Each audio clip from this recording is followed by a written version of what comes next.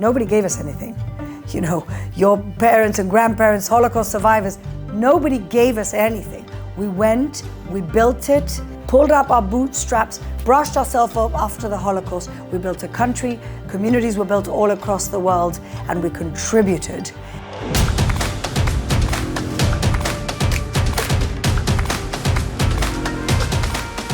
This is a Visegrad 24 series about the Israel-Hamas war. So we're here with the Deputy Mayor of Jerusalem, Fleur Hassan-Nahoum, who has become quite a legend internationally for delivering some harsh realities and some truths to American and European and Western audiences in English language and many other languages, Spanish. How many languages do you speak, Fleur? Well, I speak 4, but I only really interview in 3. Okay, well, we're going to My French is not great. We're going to have you interviewing all over Europe soon as well, and you've done, high-profile piece on MSNBC. Just a plug. Her Instagram, her social media is epic. It is very, again, harsh realities, but with charm and flair and truth and charisma. So welcome. We're happy to have you here to talk about some of these things. Wonderful to be here. But let's go to the media. One of our favorite subjects. Absolutely. The media treatment of this. We did have this 24 to 48 hours. Even the White House, this administration, which obviously we all know, the viewers of Visegrad certainly know, this was an administration that freed up money to Iran that was frozen in the previous administration, justly so. So these things have their corollaries and their chain effects, their catalysis. But within that 48 hours, there was a little bit of sympathy, and then there was an immediate shift to the AstroTurf protest movements and the media's working hand in hand with them. And you went and got very aggressive, calling it out. So what is your perspective on the Western press in London, Paris, New York, Washington, and Hollywood? So I was essentially doing media from that Saturday morning. And they called me because they couldn't find anybody else. And they know me from the Jerusalem stuff. And so they called me and I was doing media. And I knew, even as I was doing media, whilst people were still being slaughtered, I knew at best we had 48 hours of sympathy. I knew it then. And, even that morning, there was like little digs from Channel 4. Like this, even that morning, there were little digs. And it turned as we predicted, even before Israel went in to attack.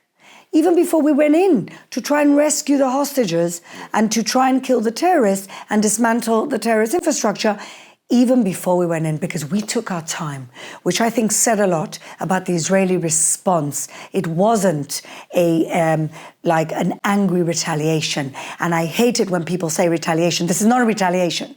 We're trying to prevent this from ever happening again. This is not revenge. Yeah. This is the dismantling of a clear and present threat to the state of Israel. And so 48 hours later... The state of Israel. Western the West. Civilization, 100%. Humanity. This 100%. Is, as a friend Dave Rubin says, first they come for the Saturday people, then they come for the Sunday people. He's 100% correct, and we're the first line of defense for everybody else. But we're not inventing this. This is what people don't seem to understand. They're telling us, and when they tell you, believe them. That's the bottom line. When people are telling you they want to kill you, believe them. Iran is telling you that they want to create a jihadi new reality in the world. Iran is the Hitler of today. We're in the 1930s, and the whole world Chamberlain is trying to appease Iran, thinking that if they throw them a piece of meat, they're going to be satisfied. These are predators, and they will not rest until Western civilization is gone. And that might sound hyperbolic, but they're saying it, believe them. Yeah. And this is what we have. And they'll then go try and explain to people who think that somehow it's the other way around. And Israel is the threat to civilization, a country of human rights, a country that abides by the rule of law. Pluralism, diversity, where... Doesn't throw anybody off roofs. Doesn't throw anybody who celebrates the LGBTQ. No stonings in the town square. No stonings in the town square. No honor killings. They let women like me, pushy women like me talk. Yeah. And so, yes. Yeah. Rape victims are not the perpetrator of their own rape here. This is a modern Western moral society. Yes. And when the media talks about proportionality, should Israel go in and cut off heads with backhoes? I mean, exactly. The conflation, and you've been one of the great leaders talking about it, is absolutely sick. Well, it's sick because We're dealing with people who have no rules, but we do. Ends justify the means. Memory, Middle East Media Research Institute, goes to the ground, and not just in Gaza, but in Ramallah, and the capital of the Palestinian Authority, and talks to people on the street who overwhelmingly support Hamas and who say the massacre should be the new normal. We need more intifadas. We need more of this. This is a great day. How can you negotiate with that? Not only are they telling you who they are, they will never love you.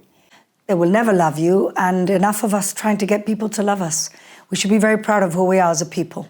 We're a people who solved our own refugee crisis. We're a people who've been persecuted for 3,500 years, and yet we haven't made victimhood our identity. We remember, but we move on. We construct, we build.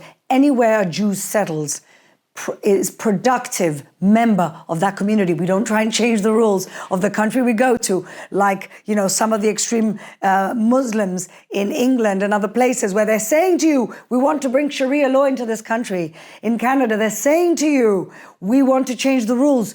Jewish people don't do that. Jewish people contribute, they build. They educate, they're people of the book. And they contribute to that society, making that society better.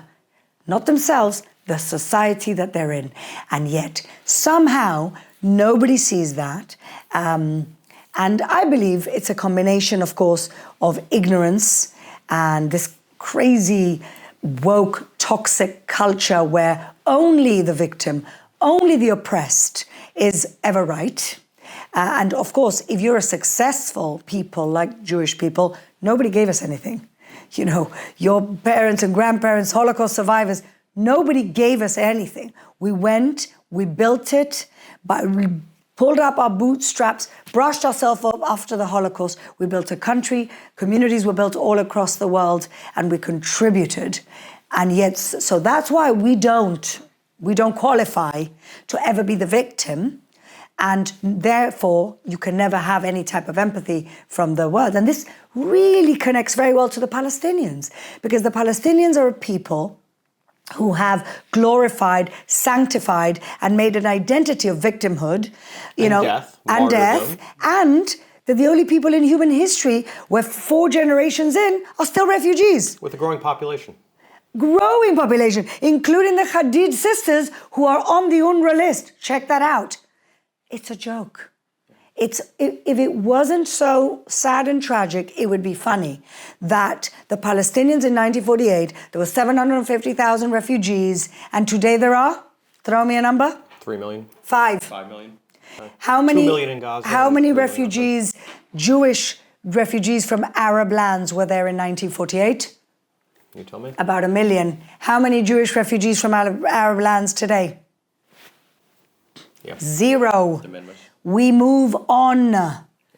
We build. We develop. Well, you mentioned the woke mind virus, as Viktor Orban eloquently states. Let's talk about the academy. We're watching the bastions of higher learning that are supposed to be the places where education and the books are worship, knowledge, facts, truths, universal truths, and debate when the truths aren't universal. And what does the academy become? Harvard, Yale, Princeton, Oxford, Cambridge, state schools, schools all over Europe and the U.S.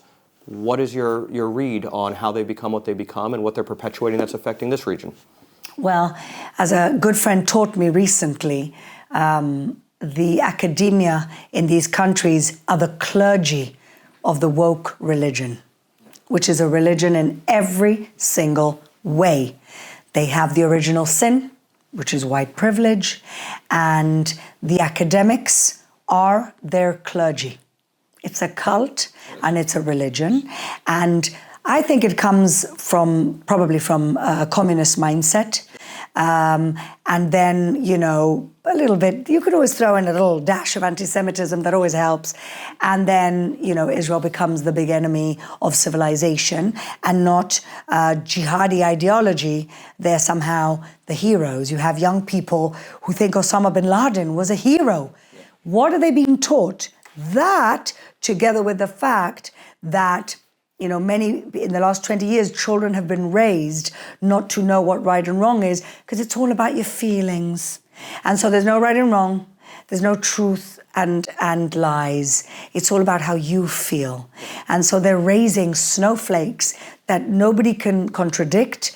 And, they feel attacked when somebody says something or use the wrong pronoun or says something they don't agree with. And yet, saying kill the Jews somehow in this formula does not. It's equivocal to these people. It's amazing what happens when you strip out God. You lose morality, and the atheism in the universities as well. I know some very moral atheists. Sure. I don't think that's I think the point is that when religion left the home, it wasn't replaced by any other moral framework, and then you have kind of the undercurrents of communism through academia taking over and subverting the truth. And Nietzscheanism. If there is no God, I am God, and all morality becomes fungible. And didn't he also say God was dead? God was dead. So I'm God, but God's dead? Well, if you remember at the end of the Holocaust, I think it was Eisenhower who said, take pictures of everything they found in Germany, in Poland, in Austria, all the death camps, because someone would come along and say this didn't happen. And now to read, as in Twitter, people sharing Osama bin Laden's manifesto of why America is the force for evil in the world. This is 20 years on from September 11th. This is reminiscent of that. So there's a history. It's incredible that, he does 9/11, he attacks the heart of American culture, I would say, New York, the Twin Towers, and, eventually they killed him, and yet he's winning because of the academia in the United States and the Western world. Where are we? I mean, is this really Armageddon? My question is always, how much worse can it get before it gets better? Because I always think that, history is kind of cyclical, it goes up and down. How much worse is this going to get? Are we going to end up in a world war against Iran eventually because nobody has the courage to take them on today and cut the head of the snake? Where are we going to get to? Even Saudi Arabia and the UAE are begging the world to get rid of Iran and the regime. The Iranian people are begging the world to get rid of Iran and the regime. And what are we doing? Giving them money? And going back to Shudhari preach massacres from the center of London. And going back to the Palestinians, who is supporting and who is educating them to hate Jews, hate Israel and kill us? Or that there's never going to be a resolution with the Jews, and that basically the best is that the Jews are going to get kicked out from the river to the sea. Who's funding this? The UN, through their network of schools, through UNRWA. And this is very depressing. That was going to be my final question. Yeah. Why is Israel still even in the UN? In what mind frame does it make sense, a institution that is hell-bent on the destruction of a sovereign nation, why would that sovereign nation accede to its participation, to even something as basic as membership? Well, the UN is not now, today, what the UN was in 1948, post-Second World War, when they actually gave Israel its birth certificate. And what they forget is when they offered the Palestinians a state of their own, and the Palestinians said no, and the Arab countries went to war to destroy Israel, which would have been the second genocide of Jews in a decade if they would have won. The only reason, miraculously they didn't win, but that's what they were going for. They were going for a second genocide of the Jewish people in a decade. That's what the Arab countries are going for. And real genocide, not the kind of South African world leaders of rape and kidnappings. What they say genocide is, it's a distortion on the word, which was created only to describe the Holocaust, because there'd never been anything like that. And now it's like distorted, the useful fools of the South Africans or the mouthpiece of Hamas taking us to court over this word genocide. But when genocide was a real word that actually meant something, that's what would have happened to the Jews in Israel in 1948 had the Arab allied armies won. The UN was great then. And then it became kind of a washing machine for dictatorships, where somehow, because you get a vote in the General Assembly or the Security Council, and China on the Security Council, permanent members, somehow that gives you an aura of democracy because you have a vote as a country, but yet the people in your country don't have a vote. How ridiculous is that? And then these people are hijacking. I mean, just look at the Human Rights Council. You've got all the usual suspects. Bolivia, Venezuela. You can't make this up. All communist nations. You can't make this up. I wish Monty Python were young and they could honestly do a movie about how farcical this has become, because it's a farce. But back to your question, I don't think we have a choice.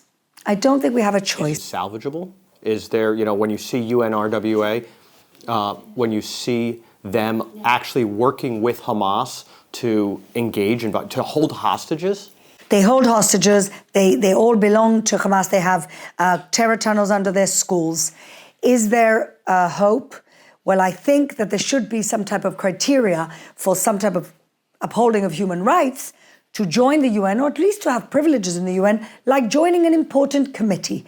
Otherwise, what we know about the UN is that it's a bankrupt, anti-Israel organization which uses, where you have dictators using their platform to advance their own spurious agenda. But we have to be in the game, because it's better to be there than not be there. And I'll say something for Donald Trump. He stopped funding UNRWA when he was the president. And if the whole world stopped funding UNRWA, or at least the countries that understand that Israel is not the problem, UNRWA would be a very different organization. Well, we could go on for hours, but we all have bosses, and my boss is telling me we have to complete. I do have to say, in closing, I look forward to you when you are one day Prime Minister of Israel. Well, I thank you for your faith. I'd be happy to be Foreign Minister, but thank you.